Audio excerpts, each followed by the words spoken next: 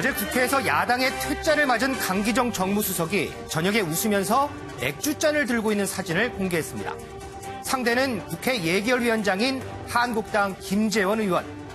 야당의 퇴짜 맞고 야당의 위원장과 회풀을 푸는 어찌 보면 우픈 사진인 것 같습니다. 어제 파행됐던 국회 예결위는 오늘 이낙연 총리 참석으로 일단은 정상화는 됐습니다. 이 총리가 이 자리에서 송구스럽다고 사과했고 한 야당 의원은 멋지고 아름다운 광경을 목격했다는 얘기까지 했습니다. 더 윗선의 사과, 국회 정상화의 전주옥이 될 수 있을까요? 김태일의 프레스코, 더 윗선의 사과, 감동적인 장면입니다. 강기정 청와대 정무수석의 이른바 버럭 발언 때문에 국회가 지금 파행을 빚고 있습니다. 예결위도 열리지 않고 있었죠. 어제 저희들 강기정 수석 얘기를 좀 했는데 저녁에 보니까 이렇게 맥주 한 잔을 김재원 위원장, 예결위원장하고 마시는 모습이 좀 눈에 띄더라고요. 만난 이유가 뭡니까? 그래서 과연 이 자리를 누가 주선을 했을까 좀 궁금해서 제가 좀 취재를 해봤는데 이 더불어민주당 그 수석 부대표인 이원욱 의원이 있습니다. 이원욱 의원과 김재원 의원이 평상시에도 이제 같이 자주 연락하던 사이라고 해요. 그러다가 일전에 이원욱 의원이 이제 예산 심사도 해야 되고 하니까 이 예결위원장과 이 청와대 정무수석인 강기정 수석과 같이 한번 저녁을 하자. 그래서 원래는 8일 날로 예정을 했었다고 해요. 근데 8일 날 이제 모두 이제 일정이 있어서 어제 이제 했다고 하는데 어제 이제 셋이서 만나서 밤 12시가 넘은 시간까지 아주 장시간 긴 이제 저녁 자리를 했다고 하는데 이 자리에서 이제 뭐 예산안 관련 문제뿐만 아니고 뭐 공수처법, 선거법 등 현안 관련 얘기하고 뭐 옛날 얘기 등 뭐 이렇게 얘기한 걸로 이렇게 알려지고 있는데 또 이제 김재원 의원이 박근혜 정부에서 이제 정무수석을 하지 않았습니까? 그래서 이제 정무수석의 자리는 어떤 것이냐 이런 고견도 좀 듣고 했다는 뭐 그런 얘기도 있고요. 그런데 이제 이 사진을 보면 두 사람이 웃으면서 지금 건배를 하고 있는 사진이지 않습니까? 그러면서 이제 한국당 일부에서는 이 국감장에서 고함치고 삿대질하고 자신 때문에 국회가 이렇게 파행됐는데 사과는커녕 맥주잔 들고 웃고 있다. 약 올리는 거냐? 뭐 이런 좀 약 올리는 발언 이런 발언들도 좀 나왔습니다. 강기정 수석도 삼선 의원이고 지금 청와대 정무수석을 하고 있고요. 김재원 위원장도 사실은 청와대 정무수석도 했고 뭐 정치적 이력이나 이런 것이 약간 비슷해요. 그렇죠? 아마 대화가 잘 통하는 모양이죠. 네, 뭐 아마 이제 같은 정무수석을 했기 때문에 그 고충들을 알 겁니다.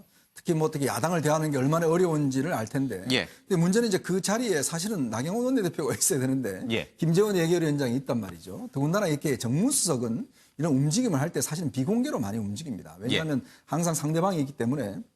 근데 저는 저 사진을 저렇게 올리는 걸 보고 도대체 왜 누구 보라고 저렇게 올리지? 라는 생각이 들었어요. 한국당에서 야구를 그렇죠. 왜냐하면 아니 그렇게 지금 저 강기정 정무수석 때문에 지금 국회까지 파행이 되는데 그날 저녁에 예결위원장하고 저렇게 술잔을 나누고 이렇게 웃는 모습으로 사진을 올린다?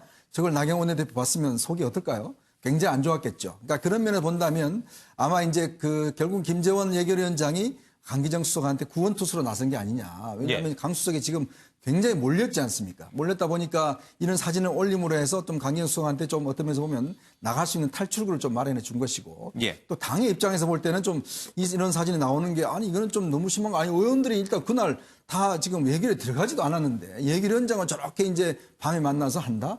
저는 참 의외의 사진이었습니다. 원래 저런 사진은 잘 올리지 않습니다. 그러니까 설령 만나서 맥주 한 잔 먹었더라도 올리지 않고 비공개로 하는 것이 정상적인데 강기정 수석 또 김재원 위원장도 과거에 술 먹고 예결위 진행해가지고 한번 곤욕을 치른 적이 있었잖아요. 술 먹고 기자들하고 이 기자회견도 제대로 못해서 이 예결위 합의하고 있는데 본인은 나가서 또 이제 술을 드시고 오셔서 술과 인연이 좀 깊은데 어쨌거나 두 분이서 여러 가지 고충을 좀 이야기했지 않을까 싶습니다.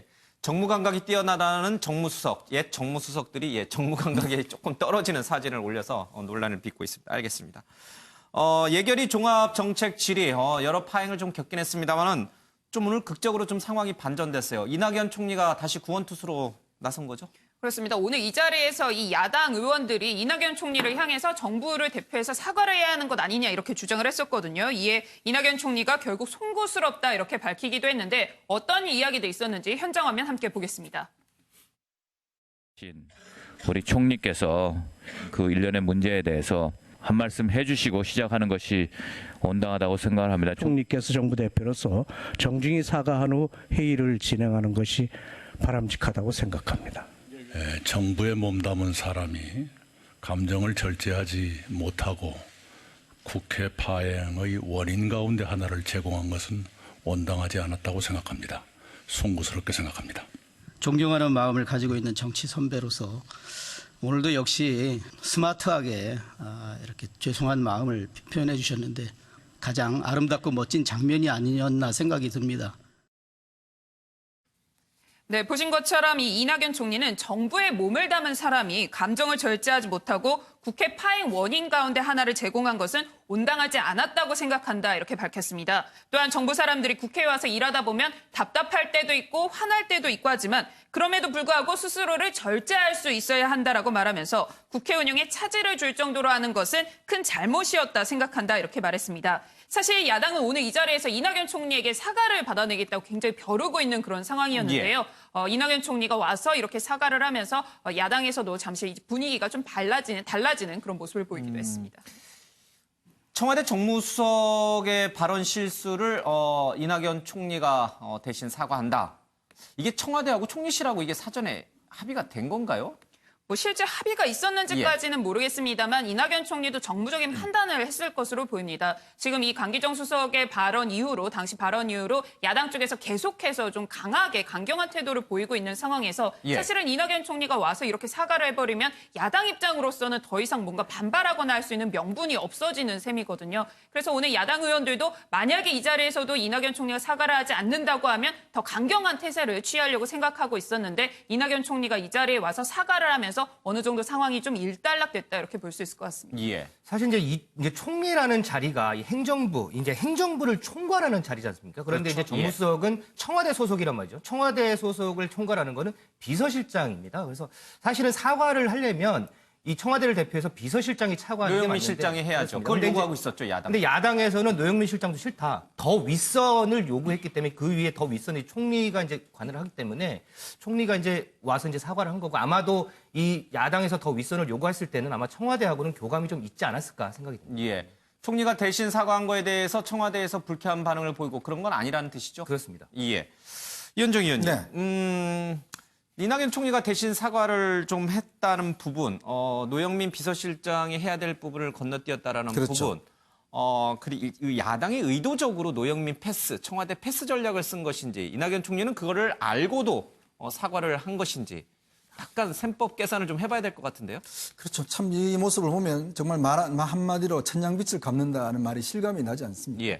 그렇게 어제도 그렇게 싸우다가 말 한마디에 저렇게 그냥 풀어지는 아무것도 없어지면 풀어지는 그런 상황인데 근데 조직 체계상으로 보면 총리가 예를 들어서 청와대 비서에 대해 사과를 하는 것은 이건 상당히 월권적인 요소가 될 수가 있어요. 월권이다. 왜냐하면 총리는 일단 각부 장관을 통괄합니다. 그리고 청와대 조직은 기본적으로 대통령이 총괄하는 조직이거든요. 그러니까 어떤 면에서 예전에는 비서실장이 오히려 실질적으로는 더 권력이 많았죠. 뭐 지금도 뭐 비가하지만 그러나 어떤 면에서 보면 이런 사과는 당연히 노영민 비서실장이 해야 될 몫인데 지금 청와대 비서의 문제를 이낙연 총리가 사과를 했단 말이죠.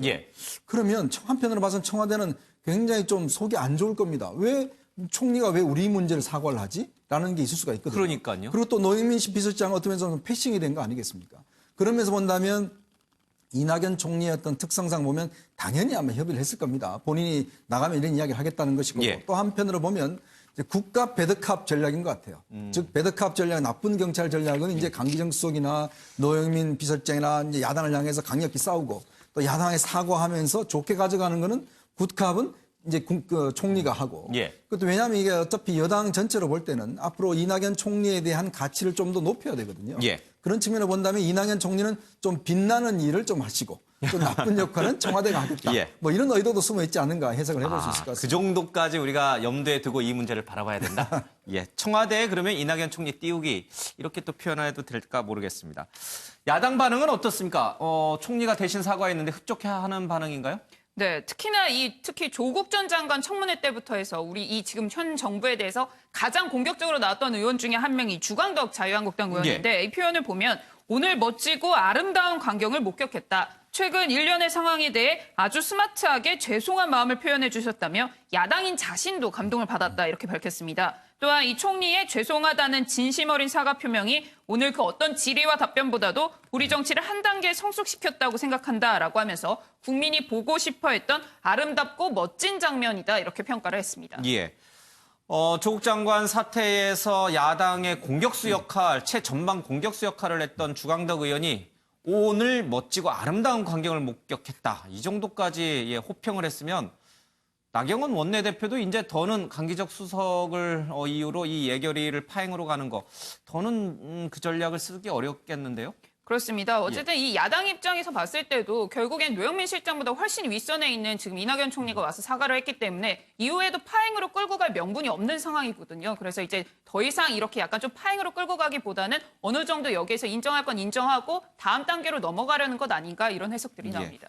자, 이렇게 되면은 이 국면에서 가장 빛나는 사람은 말씀하셨지만 이낙연 총리가 돼버렸어요. 네. 자, 최장수 총리라는 명예로운 그 왕관도 지금 쓰고 있고요. 지금 차기 대선 주자 지지율 1위에 올라서 있고요.